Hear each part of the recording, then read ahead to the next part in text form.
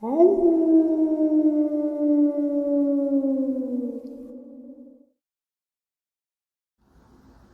and salutations, everyone. I hope everyone is doing well, and welcome to today's bonus upload. Before we jump into it, a couple quick links. As many of you may know, I rely on Patreon, PayPal, channel membership, and the merch to help the channel to continue to grow and go. Links to Patreon, PayPal, and channel membership is in the description below. Merch displayed directly under the video. Also, Dogman Frightening Encounters, Volume 1 through 3, the audiobook versions. They were written and researched by Tom Lyons, narrated and produced by me, Jeff Nadolny. These audiobooks are available on Audible, Amazon, and iTunes, links to which are also in the description as well. And finally, last but definitely not least, if you'd really like to help support the channel to continue to grow and go, simply subscribe. It does not cost a cent. Click the like button, takes half a second. If you don't want to miss out on any of the informative uploads that I put out daily, click the bell icon, and folks, please leave a comment and share this video. Why? Well, because these things really do help the channel to continue to grow and go. They definitely do matter and are appreciated. And with that, I have taken far too much of your time. Let's jump in to today's bonus, shall we? Tonight we are going to dive deeper into the conspiracy / truth of Dulce, Dumbs, NWO, and more. Tonight we're going to talk a little bit about Project Grudge / Blue Book. And guess what? There's some pictures. And they are, well, they're pretty intense. And I'm really on the fence about these pictures because I've never seen them online before. Let's get into this.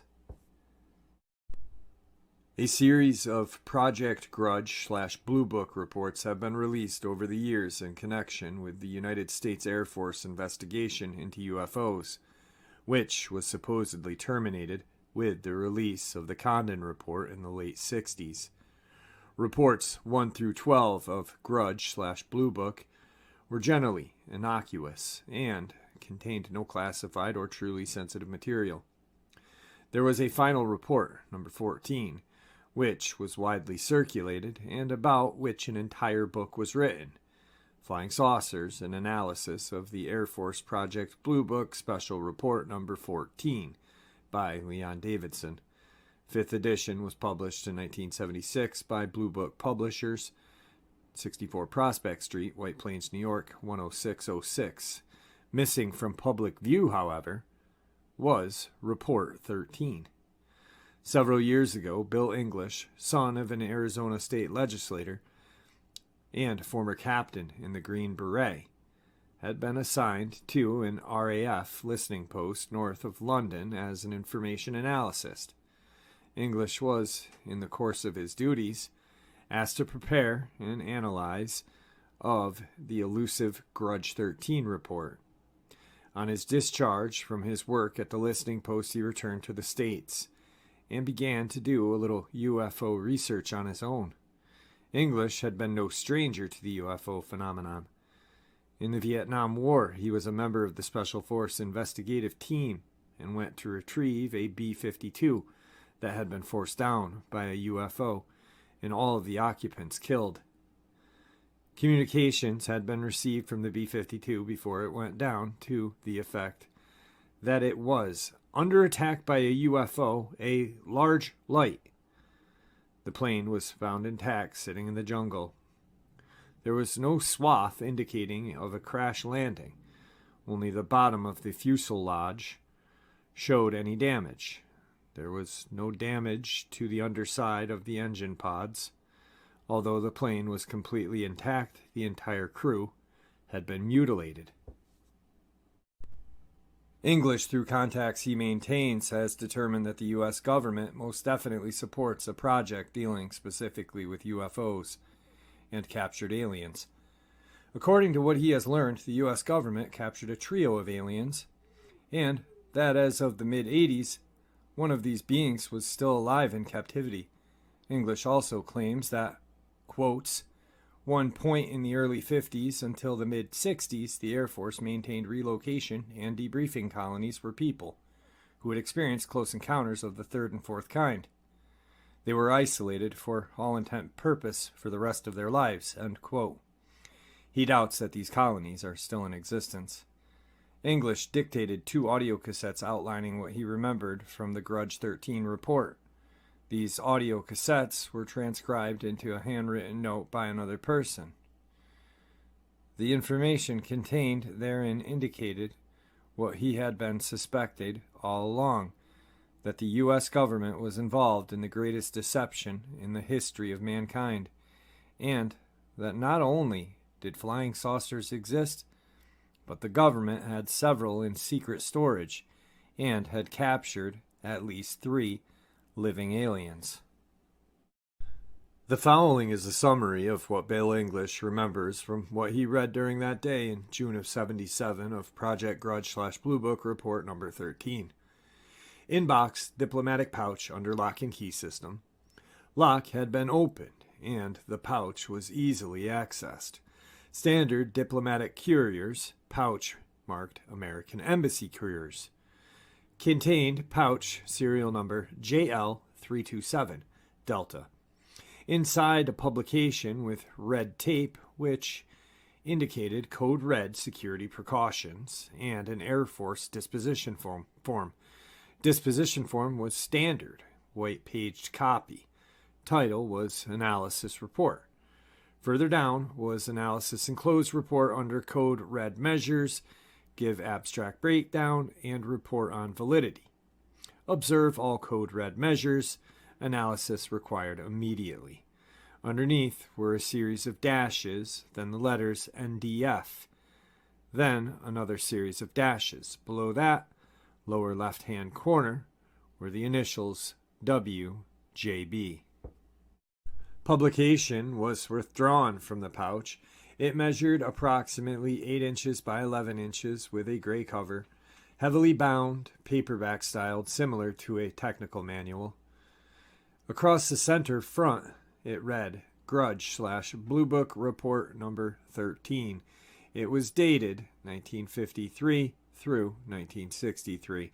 In the lower right-hand corner was AFSN 2246-3. In the upper left-hand corner was the word Anna noted. Across the front upper right-hand corner to lower left-hand corner was red tape indicating code red security measures. Across the front was stamped in red ink, Top secret, need to know, only crypto clearance 14 required. Inside the front cover upper left-hand corner were handwritten notations in ink which were blacked out by a black felt pen. Inside the cover sheet was basically the same information as the cover. Second page was the title page. Next page after that was an appendix with numerous notations. Notations dealt with inserts of what appeared to be photos and additional notes.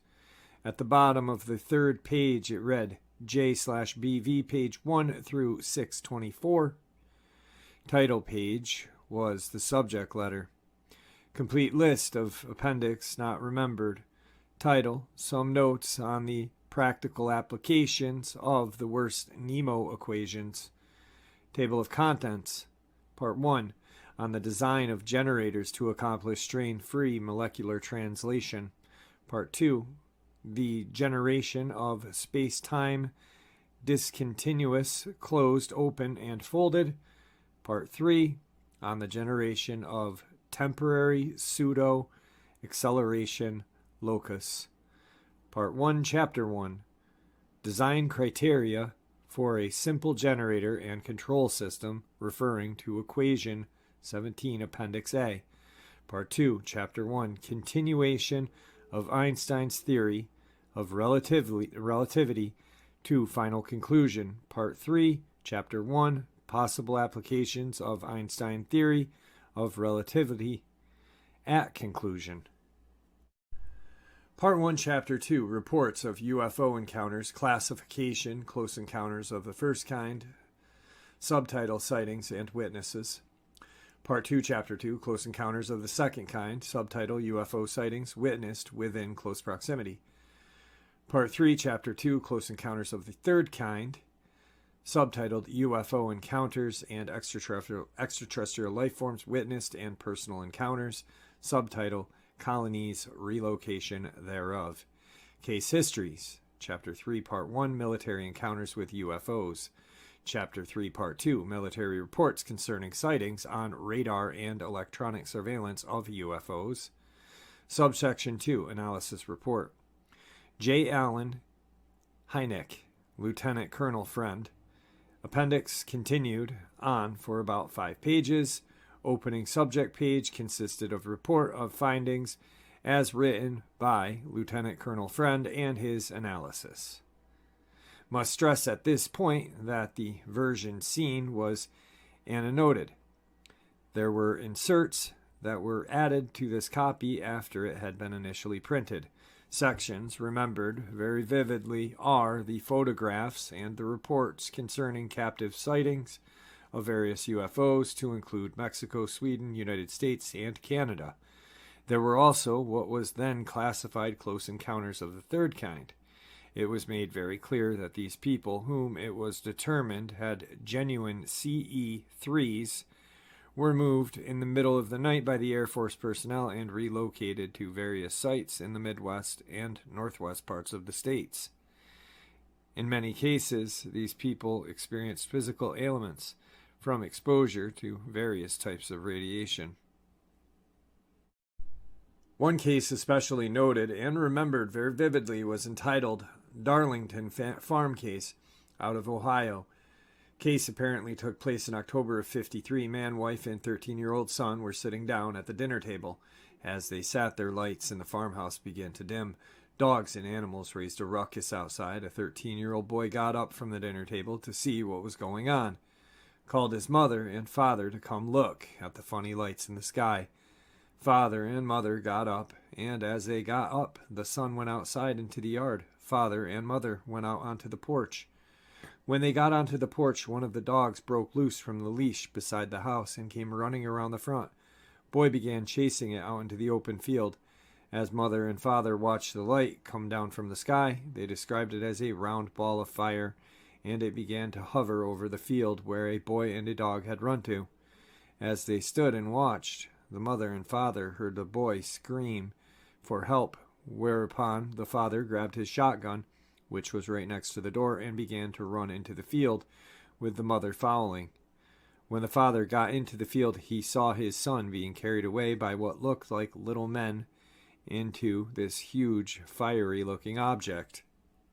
As it took off, the father fired several rounds at the object to no avail. They found the dog.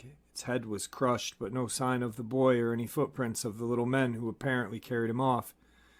The father immediately called Darlington police, and they immediately came out to investigate. The official report read that the boy had run off and was lost in the forest which bordered the farm. Within 48 hours, the Air Force made the determination that the family was to be relocated, and the mother and father were picked up by the Air Force intelligence, and all personal belongings and possessions were loaded into a United States Air Force trucks and moved to a northwestern relocation site. The mother was in shock and had to go through a great deal of psychotherapy and deprogramming, as did the father. One interesting aspect about this case was classification under the Air Force report, which read it was a genuine CE-3, and that for good of the national security, the mother and father had been relocated to relocation zones Z21-14. Not sure whether this indicates map grid coordinates or latitude, longitude. According to the report, there were at least 4 relocation sites across the United States, depending on which type of encounter these people had. The report indicated that there were extensive medical facilities available at these relocation sites to deal with all medical emergencies up to and including radiation poisoning. The report mentioned a site located in the Utah-Nevada area, but no indication of its purpose or what it's for. Report gave clear indication of reports of human mutilation. Most notably was a case witnessed by Air Force personnel in which an Air Force Sergeant EE-6 by the name of Jonathan P. Lovett was observed being taken captive aboard what appeared to be a UFO at White Sands Missile Test Range in New Mexico. This abduction took place in March of 1956 at about 0300 local and was witnessed by Major William Cunningham of the United States Air Force Missile Test Command near Holman Air Force Base.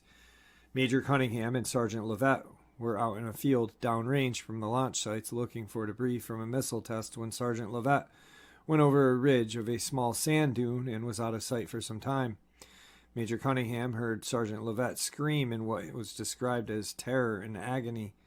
The major, thinking that the sergeant had been bitten by a snake or something, ran over the crest of the dune and saw Sergeant Lovett was dragged into what appeared to him and was described as being a silvery disc-like object which hovered in the air approximately 15 to 20 feet. Major Cunningham described what appeared to be a long snake-like object which was wrapped around Sergeant's legs and was dragging him into the craft.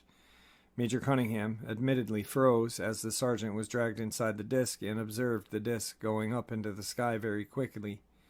Major Cunningham got on the Jeep radio and reported the incident to Missile Command, whereupon Missile Command confirmed a radar sighting. Several search parties went out into the field looking for Sergeant Lovett. Major Cunningham's report was taken and he was admitted to the White Sands Base dispensary for observation, The search for Sergeant Lovett was continued for 3 days, at the end of which his nude body was found approximately 10 miles downrange. The body had been mutilated. The tongue had been removed from the lower portion of his jaw. An incision had been made just under the tip of the chin and extended all the way back to the esophagus and larynx. He had been emasculated and his eyes had been removed. Also, his anus had been removed, and there were comments in the report on apparent surgical skill of the removal of these items, including genitalia. The report commented that the anus and genitalia had been removed as though a plug, which in the case of the anus extended all the way up to the colon. There was no sign of blood within the system. The initial autopsy report confirmed that the system had been completely drained of blood and that there was no vascular collapse due to death by bleeding. Sub-comment was added that this was unusual because anyone who dies or has complete loss of blood there is a vascular collapse. Also noted was that when the body was found, there were a number of dead predatory-type birds within the area who apparently had died after trying to partake of the sergeant's body. There were a number of extremely grisly black and white photos. From all indications, the body had been exposed to the elements for at least a day or two. The New Mexican sun in the desert is extremely hot and debilitating under normal circumstances. In this section of the report, it also indicated that there were numerous occasions in which a UFO tracked alongside a fired missile, and on one occasion, said missile was observed being taken aboard a UFO while in flight. The speeds indicated were absolutely phenomenal. The report also indicated that there were a number of recovery teams that were activated specifically for the purpose of recovering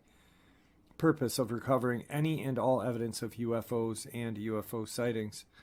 Most notably recorded in a publication was what they called Recovery Team Alpha. It was reported that Alpha had been extremely active in a number of areas and on certain occasions had traveled outside the continental United States. Alpha was based out of Wright-Patterson Air Force Base and was on the move constantly. Further information in the report consisted of such things as reported sightings and where Air Force planes had been destroyed or had combat encounters or had been attacked by UFOs. Also, there were autopsy reports of various human mutilations. About midway through the report came a section which dealt specifically with photographs. Each photo was labeled independent to certain reports. A number of the photos in there dealt with a recovery program of some type that took place in the southwestern part of the United States. They did not give a location name, but they gave grid coordinates for that area. There is no clear indication to exactly where it was. The photos dealt with special teams that were called in to recover a crashed UFO. It also dealt with alien bodies and autopsy reports, autopsy-type photographs, high-quality color, 8x10, 5x7. Photo 1 showed an alien being on an autopsy table, which is a metal table with runnels and traps underneath to trap fluid and feces. Body appeared to be a little short at 4 feet. Table was about 7 feet. No clothing on the body, no genitalia. Body completely heteros. Head was rounded cranium, slightly enlarged, almond-shaped eyes, slits where the nose would be, extremely small mouth, receding chin line, holes where the ears would be. Photo was taken at an angle. Side view looked at body from 45-degree elevation. Left hand was visible. Head was facing the left. Body was right to left position. Head on right, feet on left. Eyes were closed, apparently oriental looking and almond shaped. Left hand slightly larger than normal. Wrist coming down just about 2 to 3 inches above the knees. Wrist appeared to be articulated in a fashion that allowed a double joint with 3-digit fingers. Wrist was slender. There was no thumb. A palm was almost non-existent. The 3 fingers were in direct extension from the wrist. The color of skin was a bluish-gray, dark bluish-gray. At the base of the body, there was a darker color, indicating the body was dead for some time. Body fluid or blood had settled to the base of the body. This indicated that the body had been examined before beginning the autopsy. Picture showed the beginning stages of the autopsy. Following standard procedure, the body was slit from crotch to just under the chin, and a green viscous liquid was evident. There were internal organs, but these could not be identified. Photos thereafter concerned specific areas of the internal organs of what appeared to be a small cluster of multi-valved heart, or at least 2 hearts within the cadaver. No accurate description of the autopsy report or what was found within the corpse accompanying photos. Indication that there was no stomach or digestive tract per se. Later analysis showed that fluid within the body was chlorophyll-based liquid, which apparently dealt with photosynthesis or similar process. The report theorized that nourishment was taken in through the mouth. However, since there was no digestive tract or anything of this nature, the waste products were excreted through the skin. One section of the report did specify that cadavers were extremely odorous, but this could be accounted for by either deterioration or a number of other things, but theory was that waste was excreted through pores of skin. They could only theorize in the report because there was no xenobiology. A report by Dr. J. Allen Hynek was recalled vividly, which indicated that he had also studied the information provided by this particular case, and that he felt that it was indeed a genuine UFO capture, and subsequently the alien was part of that UFO. Dr. Hynek was non-committal, but did, however, sign the report. Also indicated in the report that he did not view bodies personally, but viewed photographs and accompanied reports for autopsy. Other photos dealt with a number of bodies, which were vivisection in various ways. At one point, the head was removed from the body and photographed, and an autopsy was performed on the head. The cranium was opened and brain matter was photographed and evident. Interesting thing about the photo was that there was a rigid bone or divided partition type bone running directly through the center of the skull. from front to back, as though dividing two brains, one from the other. This seemed apparent from the picture.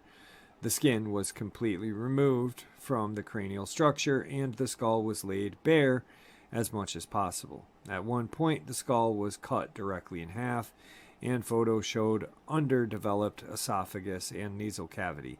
No clear photo of eye orbs, as we know them, just photos of complete vivisection of skull itself. Numerous photos of flesh of the being, starting with cutaneous and subcutaneous micro photograph plates, appeared to be a cellular study done under microscope and electron microscope type photo, extreme magnification of tissue samples. This concluded the Bill English statement, which was transcribed from 2 cassette tapes. I obtained this handwritten memorandum in August of '87 from Paul Benowitz during my visit with him in Albuquerque. In September of '88, I received a call from Bill English. I asked for a chance to meet him and discuss the Grudge 13 report. He said that this could be arranged, but that the meeting would have to be on his terms for security reasons. He explained that there had been several attempts on his life by persons unknown since he had made the cassette tapes about 6 years ago. We arranged a meeting at the small airport in Virginia on September 16th, my birthday. Wow. It was to sit in the lobby with my black flight bag, and for identification purpose, I told Bill what I would be wearing. I had no telephone number for Bill. As I walked in the small airport lobby, after a 3-hour drive from Richmond, I immediately noticed 2 gentlemen who seemed out of place from this locale. Both were wearing pinstripe 3-piece suits. Both had dark sunglasses.